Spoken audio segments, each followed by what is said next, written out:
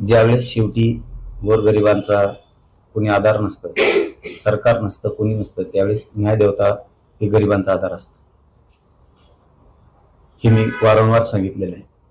कारण आमचं खरं आहे, आम्ही खरे ओबीसी आहेत, आमच्या खऱ्या ओबीसीच्या नोंदी आहेत, आमचं गॅजेटियर खरं आहे.